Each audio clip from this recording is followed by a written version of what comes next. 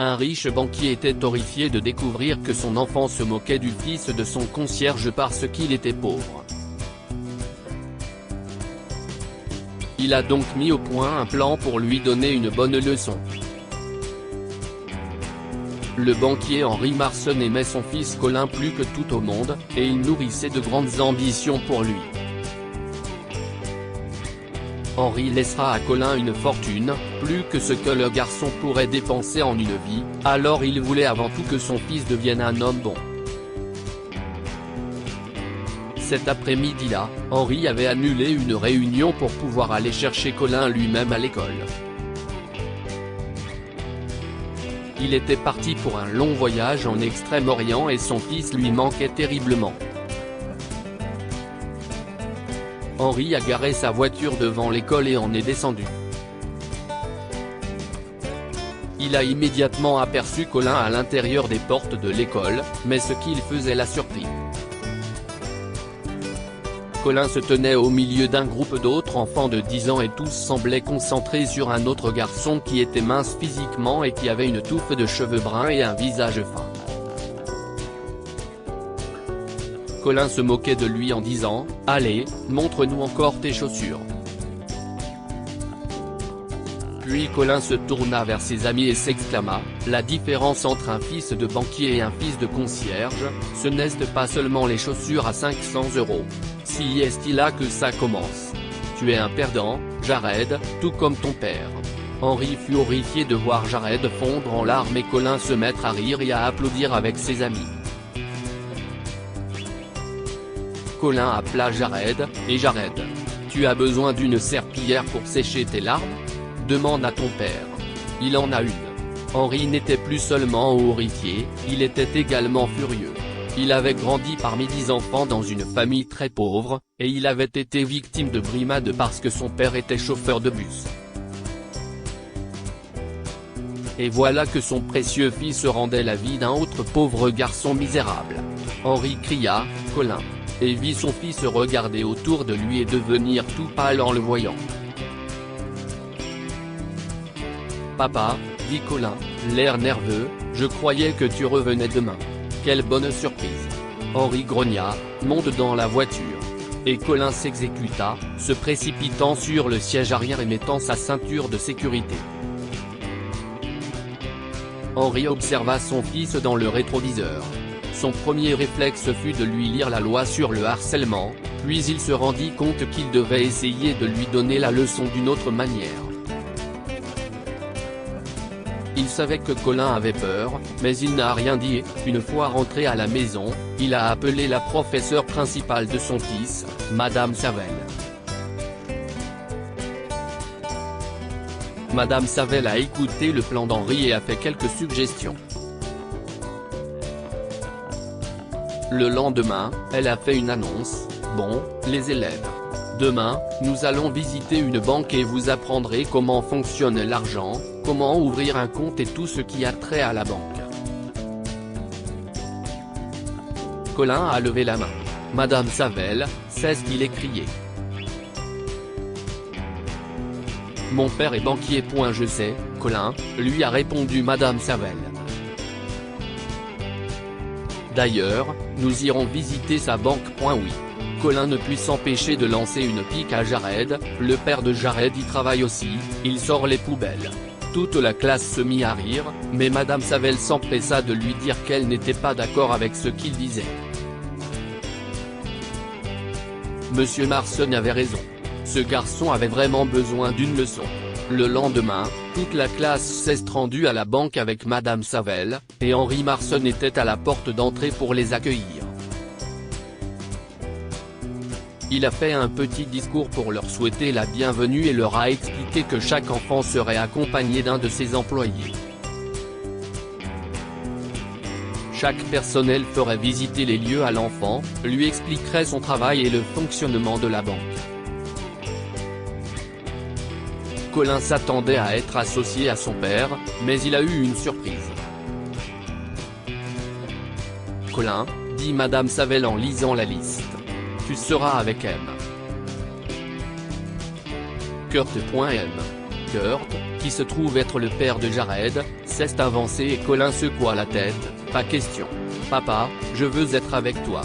Désolé, Colin, dit son père qui se tenait à côté de Jared. Si est-il la chance du tirage au sort? Tu as Monsieur Kurt et j'ai Jared. Je ne partirai pas avec le concierge, hurla Colin, puis il a vu le visage de son père et s'est rendu compte qu'il marchait sur des œufs. Alors, il s'est approché de Monsieur Kurt et la visite a pu commencer.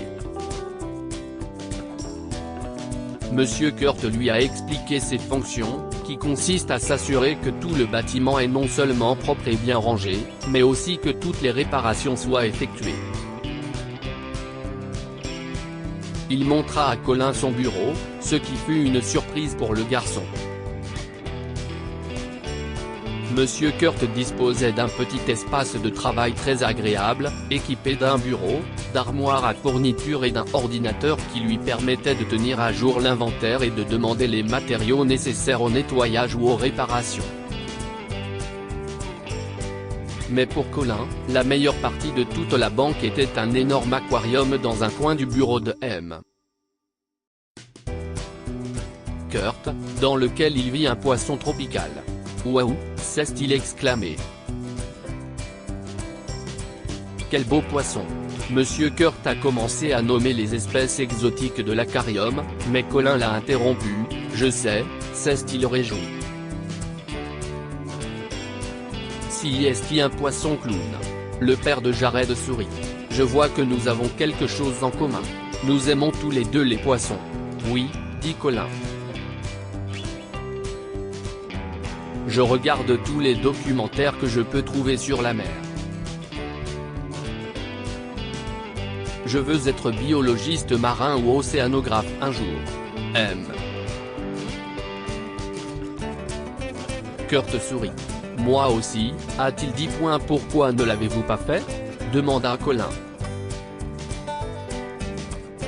Eh bien, ma famille était pauvre et j'étais l'aîné de 3 enfants, a expliqué M. Kurt. Quand j'ai eu 17 ans, mon père est mort et j'ai dû arrêter mes études pour aider ma mère à élever mon frère et ma sœur, si bien que je n'aille jamais terminé le lycée. Puis j'ai rencontré la mère de Jared. M. Kurt haussa les épaules et sourit. Mais je n'ai aucun regret. J'ai un bon travail et ton père est un homme bon et juste. Et mon fils Jared pourra devenir ce qu'il veut. Quant à moi, j'ai mon petit bout d'océan. J'aimerais bien avoir un aquarium, dit Colin avec envie. Mon père dit que je ne peux pas en avoir un parce que si est une grosse responsabilité. Parlant à Jared, dit M. Kurt en souriant. Et peut-être que tu pourras venir visiter l'aquarium que j'ai à la maison, ça vaut le coup d'œil. 2 heures plus tard, Henry est parti à la recherche de son fils et a été stupéfait de le trouver en compagnie de M. Kurt. Tous deux discutaient joyeusement de poissons et parlaient de leur fascination commune pour les écosystèmes marins. Il est temps de partir, Colin, dit Henry en souriant. Déjà? A demandé Colin, l'air déçu. Monsieur Kurt me racontait qu'il avait un poisson ange masqué à la maison. M. Kurt sourit et posa une main sur l'épaule de Colin. Henry, a-t-il dit, ton garçon a une vocation. Henry adressa un sourire au père de Jared. Oui, il est aussi fou de poisson que tu l'étais à cet âge. Vous vous êtes connus enfant? Demanda Colin. Monsieur Kurt acquiesça. Oui, nous étions amis à l'école. J'étais fou de poisson, ton père était fou de chiffres. Si est-il vrai, disait Henry en souriant. Jared était fasciné par les concepts de la haute finance. Colin et Jared finirent par devenir de bons amis, et M. Kurt commença à faire du bénévolat à l'Océanarium, où il remporta un tel succès qu'on lui proposa un emploi. Des années plus tard, il encourageait fièrement Jared à obtenir un diplôme d'économie et Colin à devenir biologiste marin. Que pouvons-nous apprendre de cette histoire? Vous pouvez avoir tout l'argent du monde, mais cela ne veut rien dire si vous n'avez pas un bon cœur. Henry voulait que son fils soit respectueux envers tout le monde, quel que soit leur travail ou leur statut. Ne jugez pas les gens avant de les connaître. Colin méprisait le père de Jared parce qu'il était concierge, mais lorsqu'il l'a rencontré, il s'est rendu compte qu'il avait beaucoup en commun. Partagez cette histoire avec vos amis, elle pourrait égayer leur journée.